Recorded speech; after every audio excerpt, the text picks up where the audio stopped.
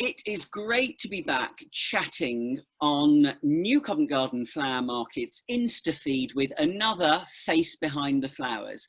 And this is one of my favourite faces behind the flowers who I have been used to bumping into in New Covent Garden Flower Market. And you all know what it's like if you're a regular there. You say hi to people, you don't necessarily know their names, but you see them. You get used to greeting one another in the morning as you're about doing your thing. And then I was asked to be a judge on the Big Flower Fight, the amazing Netflix competition that was televised from the 18th of May this year. And I was so excited when I walked into the incredible biodome to see that Mr. Sunflower's florist, Raymond, was there as one of the team members with Channelle. And oh my goodness, they did not disappoint. But it was really weird because for me, I wasn't really able to go and say hi and be too friendly because I was judging what these guys were going to be creating.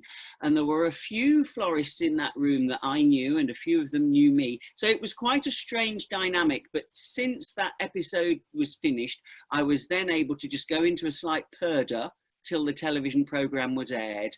Then once it's been aired, you've all been able to see just how spectacularly creative all of them are. And in particular, the beauty created by Raymond and Channelle. Raymond, thanks for joining us. So tell everybody where your business is based. Yeah, so of course, my name is Raymond Gordon, and I am the Managing Director of Sunflowers UK Limited. We are 233 Bromley Road, Catford, London. And I've been in this business for over 13 years, and it was fantastic meeting Simon on the Big Flower Fight. And obviously, you know, just being around creative people, it was just like an explosion. It was, I mean, it was, did you realize when you let yourself in for it, exactly just what an incredible experience it was going to be? I had no idea. I had no idea, but I was overwhelmed with the contestants, the creativity, and just the expectation. It's just like you don't know what you're gonna expect.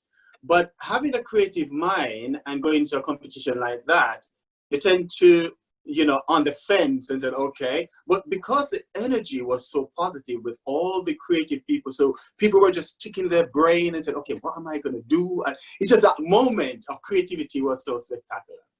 And you see, I think that's why I love going to New Covent Garden Flower Market, is because each morning you can go in there feeling a little bit sluggish, but you'll see something that will become really energizing. You'll bump into your fellow creatives that just, we spark energy from one another, don't you think?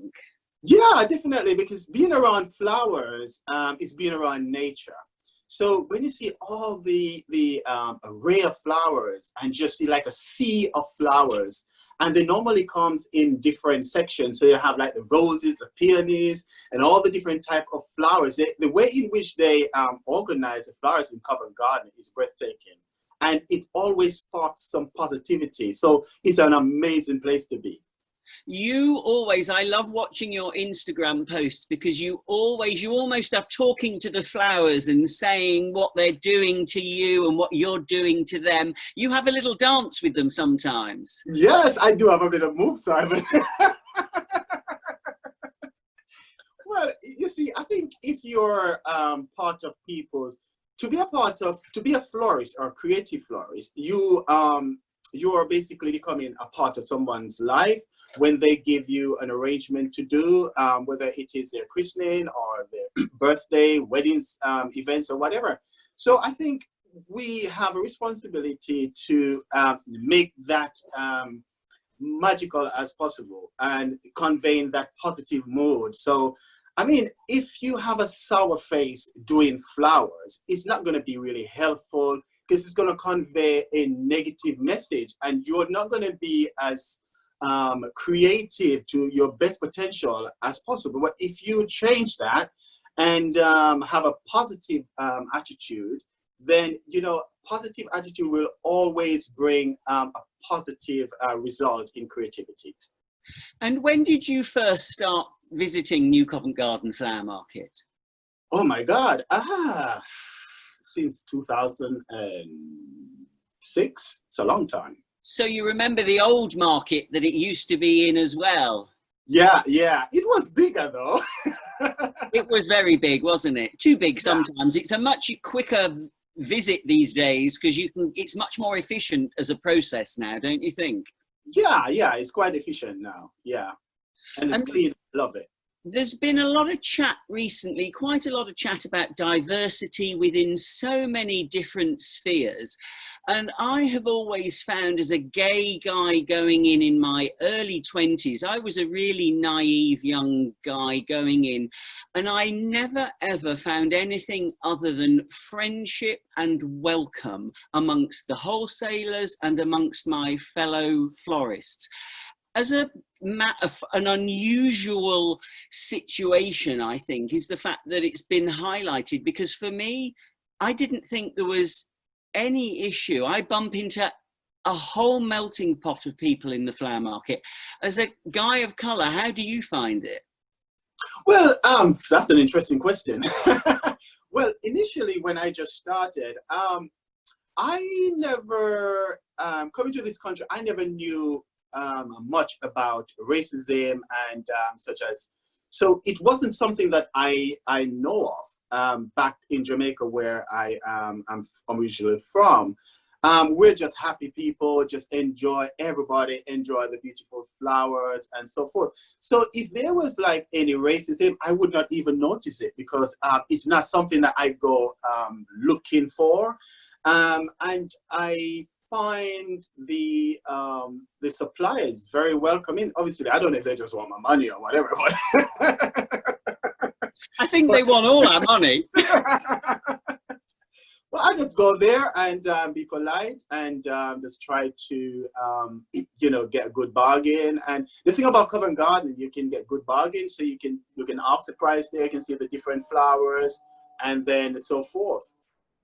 Yeah, I mean, I think it's, for me, it would be really hard to run my business without being able to go to the market, just because I like to be able to wander and pick and choose. I think the buying online feels quite cold and quite remote.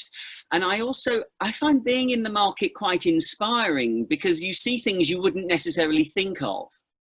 That is sure. That is so true. Because we want to, being a guy that likes nature, I would like to kind of, you know, feel the flowers, touch the flowers, and see, because sometimes you have like, you'll have like 10 different stems of flower, but based on the arrangement that you're trying to design, some of the stems may go a way that you want it to go in your arrangement. And it's very important, especially when you want the foliage and the different type of flowers to go through, and you can actually look and see which one is best for you as a creative person, to the unique shape and design that you need. So going to the market is really good, and you cannot, I mean, you cannot always find the right flowers for your design, just order it online. So going to the market is so important.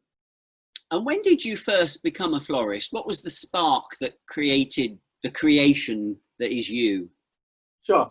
Well, as you know, with my accent, people know I'm from Jamaica. So growing up in Jamaica, with the beautiful Downs River Falls, Wise Falls, and all these different lush full flowers around me, I grew up with flowers bursting out everywhere around us. So we were pretty primitive, but I love that life, because basically we would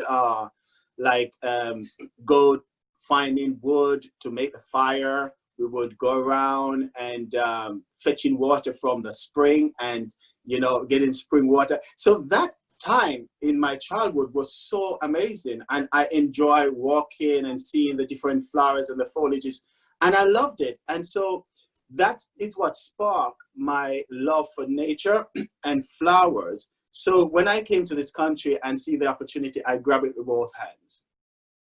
That's such a lovely, lovely story. The fact that, you see, for me, when I was 7, I went to a flower show, and ever since then, I've always known I wanted to work with flowers. And it's a similar story for you. It was from very early on. Yeah, definitely. I think if you really have it, it's always inside of you, and one day it will come out.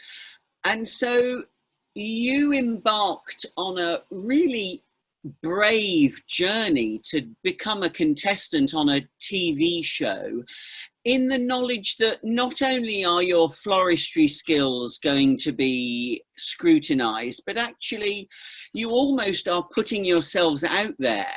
And people are watching this all across the world because Netflix has a massive, massive series of people that are watching. The audience is enormous. So that must have felt equally exciting and daunting on your first day of walking into that set. Yeah, it was, I think, for most contestants, but for me,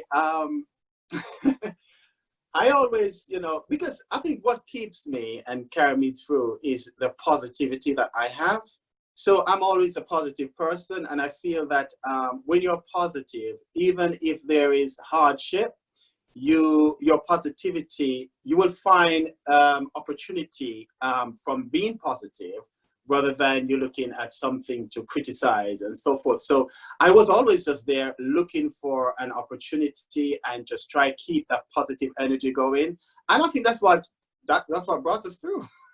It was interesting watching the dynamic between you and Channelle, because Channelle has a background in fashion, you have a background in flowers and floristry. The pair of you are very strong on colour, on your use and your mix of colour, which was just, that was one of the things that really struck me watching as everybody, all the different teams were working, with the fact that the two of you were the least fearful of mixing any and every colour.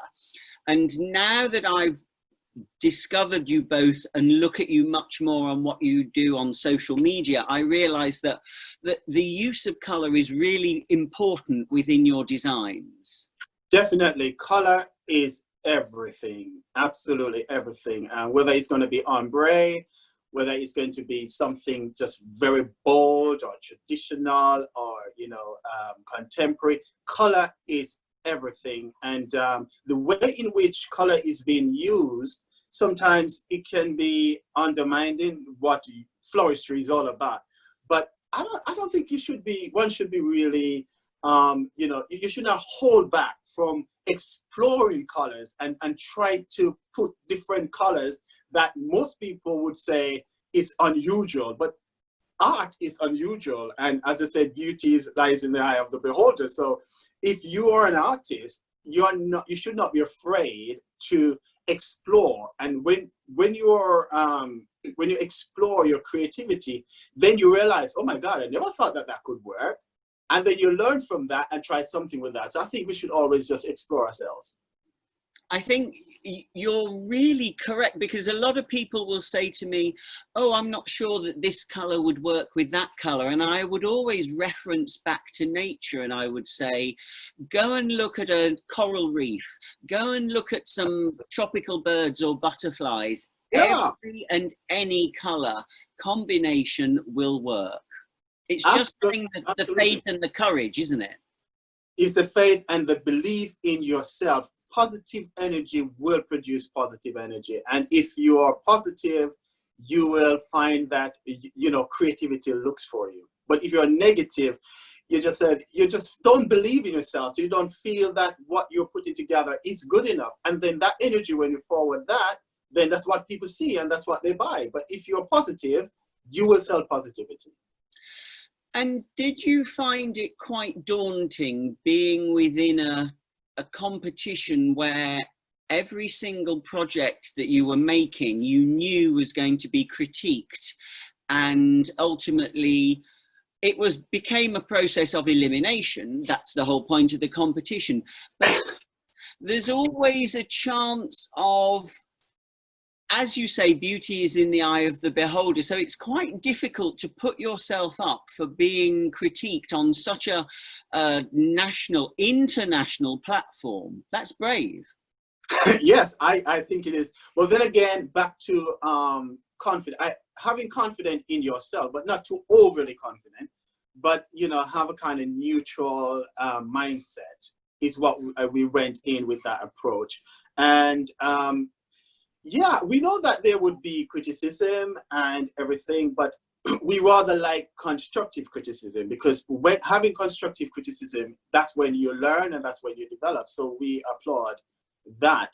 But we believe that we've got it. We believe we could do it. We believe we have the skills, and given the opportunity, we don't know when we were going to get one like that. So, you know, we just went for it and we had a ball indeed. Well, I think the pair of you were absolutely inspirational to me, watching as you, and it was also lovely watching you work together. Look, now you've got a John now. I'm giving my best Frida Kahlo. I mean, my top's not, but did somebody say colour? It was like, Simon, it was like so awesome. It was like one of the best experiences that we've ever had. And I actually think we had an advantage because because I love design and Raymond loves colour. Mm-hmm. And then we both had a mutual understanding of cultures as well. And I thought it was really important, and I think that challenge, and actually I think you was one of the best judges. I actually think that you need to go back. 100%. Yeah, and that's not just because we won the episode. I think you've got star. I think you had flair. So if there was anybody that was going to judge us on that particular challenge, it was you, because obviously before we went onto the show, there was a lot of research that I done. And actually looking at what you, I looked at what you was doing, and it was so awesome actually to just see you come up as a guest judge, because I already did research on Absolutely. You, and then it was like, you got like this dandy, this dandy star, like a teddy, and I was like, this is so cool. So I really enjoy being critiqued by somebody that I really respected. And the thing is, this is not my industry, so I felt that was really nice for us to get those good comments from you, and you actually understood what our vision was. Absolutely, yeah. And what we was trying to convey. I think in my designs, some of the stuff I like using colours, I like using pastels and things like that. So actually being around Raymond, I could really go crazy with some of those really bright colours and birds of paradise and like really hard flowers that I never knew before. And actually I'm still learning. This is hence why I'm still in the shop at the moment. So I'm still learning. Raymond's teaching me, and somebody that's kind of like a novice coming up. It's really wonderful. I've got your book as well. That's really, your book is so interesting to me, because then I'm also learning outside of my own craft. So that's really cool. And I think what the show did do is show that, I'm of a fashion background. Raymond is a black florist. And to be honest with you, I didn't see many black florists. I don't know many. So I think he's a bit of a, I think we're a bit of like, we're unique. Yeah. And the pair of you are definite. I mean, you're incredibly inspirational anyway. I tend not to have an awareness that you're a black florist. I have an awareness that you're a bloody good florist.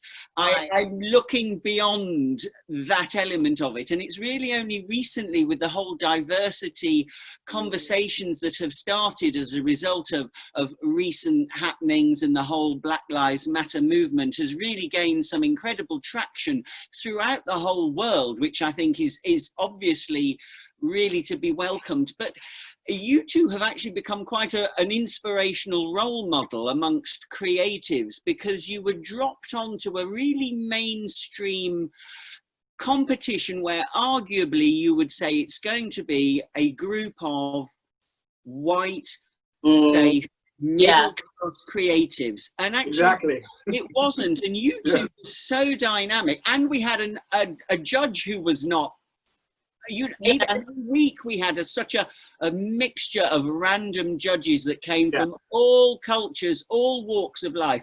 It became a really interesting window on actually how diverse the world of creativity and floristry and fashion are. Absolutely, absolutely. What I thought was really relevant is that our actual dress that we was talking about makes so much sense to today's movement. And it was actually, it was a shame that you didn't get to see the whole concept of what we was really trying to talk about. But that made so much sense, because what we really wanted to do was flip it on our head. We know that, you know, there's the whole slave trade and where we've come from, but we just wanted to show the where we've traveled from and how it looks like from today. And that's why mixing all of the cultures really, all of the cultures and all of the flowers were really important to us. Not just having those tropical flowers, but also having those flowers that were from everywhere. That's the phone. So the dress, as you may know, is obviously for our DNA.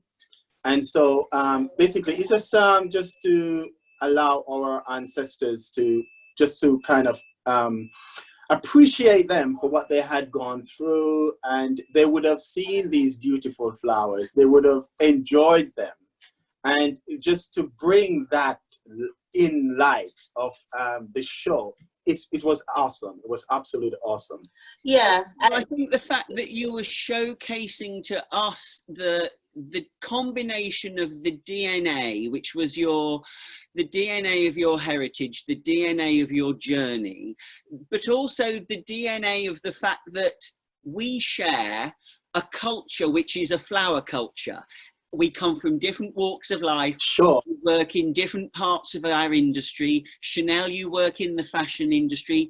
Raymond and I are in the flower industry. But actually, we're all creatives working with colour and texture. Again, that becomes a mixture of DNAs on so many levels. And your visual of your dress was so beautiful. I'll never forget seeing that first drawing where you'd used the double helix of the DNA.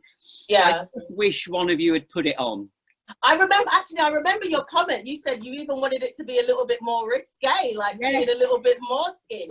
And actually, what we do have in store is actually evolving that idea. So we've got some projects that me and Raymond really want to do, and especially in this type of climate, we want to evolve the whole kind of DNA concept, but not just for Africa and Caribbean, but something maybe like the continents, you know, in terms of what's important to other people, because, you know, I've got family that's from Venezuela as well. So it'd be really nice to look at, you know, Spanish cultures. It'd be really nice to look at, you know, really the heart of Africa and actually try to do something like that. Now that we're out of the show, we can kind of take, it doesn't have to be as massive, but it can still make such a great impact. And that's why maybe having your books and actually going to the markets, as you say, is very important, because then we'll be able to look at flowers that we haven't seen before, find out where they're from, and interpret that into something so new and unique for, I guess, other florists and other creatives to see. So that's it. That's my input. I'm going back to work. Love you. Bye. Bye, Channelle. So, Raymond, how do you think we can make the floristry industry, it doesn't appeal to youngsters and it doesn't appeal to a very diverse group of ethnicities, or it doesn't appear to at times. Certainly when you're in New Covent Garden Flower Market, it feels like it's a fairly diverse setting, but there aren't many black florists. Why is that, do you think? Well, I think ethnic BME groups, we are, there's not a lot of opportunity for us as ethnic minority. And I think this is one of the problems. So we need to really look into all the industries, especially like floristry as we're talking, and see how it's being represented. And maybe floristry, you know, when I just started, it seemed like it was just like a few old ladies in a shop and so forth. So it wasn't like anything that is more attractive to young people.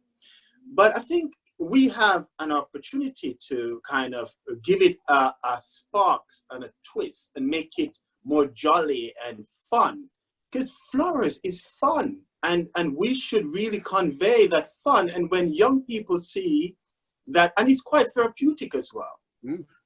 So giving flowers and I believe also the narrative that we convey about floristry needs to be more adaptable to the young people. So if you have the narrative that it is just these beautiful flowers and it's only for a certain set of people, then it's not selling properly to the diversely as how we want it. But I think we can go back to the drawing board and make it more fun and diverse by, you know, letting people understand what flowers can do for you mentally, how you can be in one with nature and looking at the beautiful flowers. They're never sad, even though, you know, people cut them down all the time. They're not saying, oh my God, I'm going to be cut down today, so I'm going to have an headache, you know. So they are just happy at the moment. And I think we need to have a moment in our lives where we say,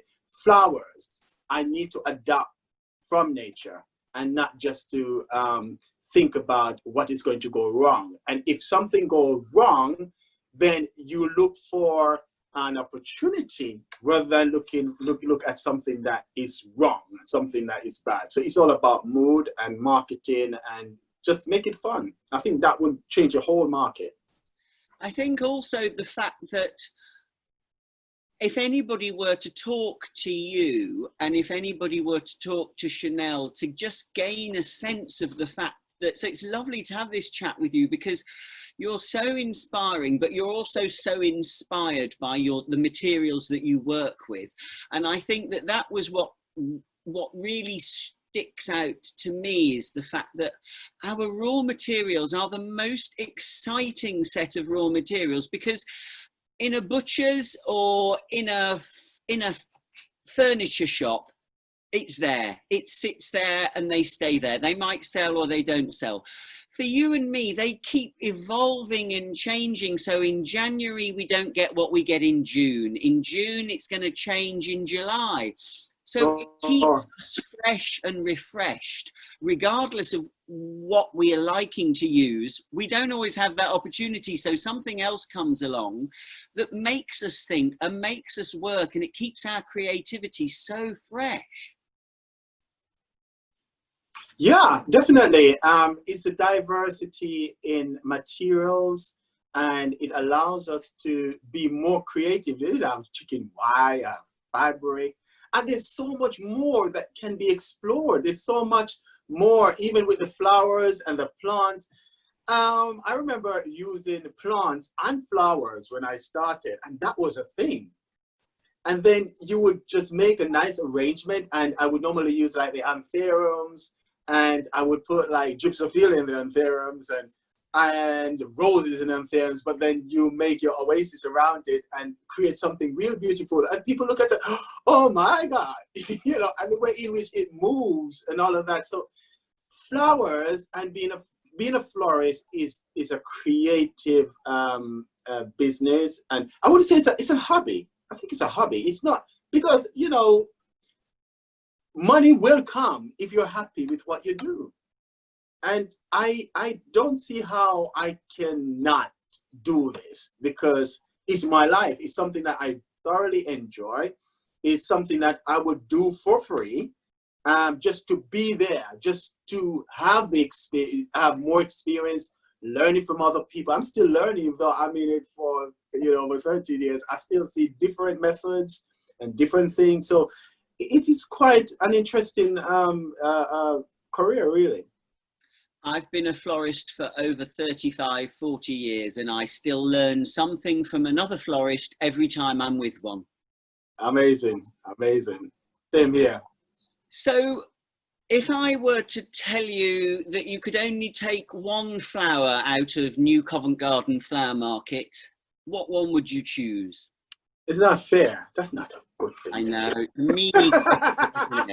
That's very mean, Simon. I love them all, but peony. Okay. I love peony. I just really love peony.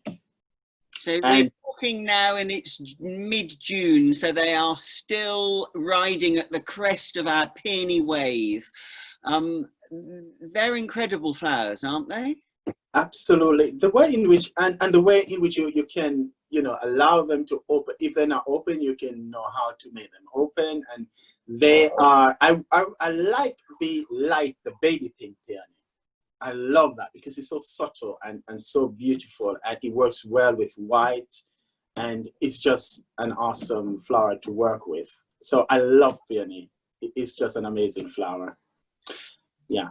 They are, and the thing that I like about them is the fact that when they've gone, they go.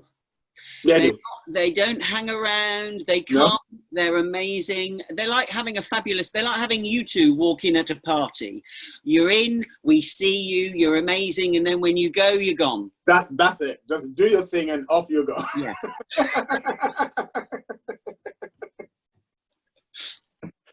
Yeah. So tell me, what experience will you take with you as a result of having been in the big flower fight? Well, I never knew much about topiary, and I think it's a part, I loved it. I really love working with the grass. I mean, I used to I cut my lawn, and I like the gardening part of it. But the way in which the grass has been blended and making different topiary things, I love that. And this is what I'm going to be working on, because I find that really interesting. I think it was interesting because of the process of Netflix Big Flower Fight. Each week there was a different material that was really favoured. So some weeks it would be grasses, others it would be pollinator plants. That for me is quite exciting because it makes you reevaluate how you work with something in a totally different manner.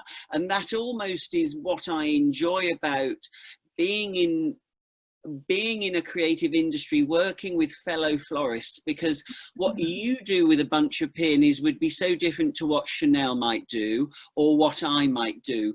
And none of them are right, none of them are wrong. They're just different.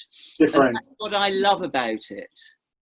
Yeah, because this is what art is all about, is expression.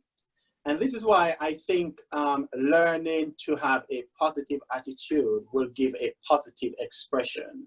So if Channelle has a down day, she might probably arrange her peony the way in which she feels. Now, if I have an upbeat day, which people say, Raymond, you never sad. Why? But if I'm working around beautiful flowers, there's no time to be sad because they're all laughing at me and they're laughing with me, and I have to smile. Because when I see beautiful flowers, I interpret that these gorgeous flowers are smiling at me, and I need to smile back at them. So the positivity that you have on the inside should really convey how you design the flowers. And so I think for a start, we should just try to be positive around these beautiful positive flowers. I think, yeah, you're right. You have such energy and such enthusiasm. It's strange, isn't it? We go to the flower market and quite often that alarm goes off at a time when you really would be quite happy to just roll over and stay in bed for another hour. But and so you get up and you make your way to market. But actually, the moment I walk in through those doors, I'm lifted. Yes, yes, and that's the energy, and I'm just saying that's the energy that nature is telling us, because I learned from nature, and even though they may not speak the language as we speak, they are speaking, and they're saying, spend some more time around us.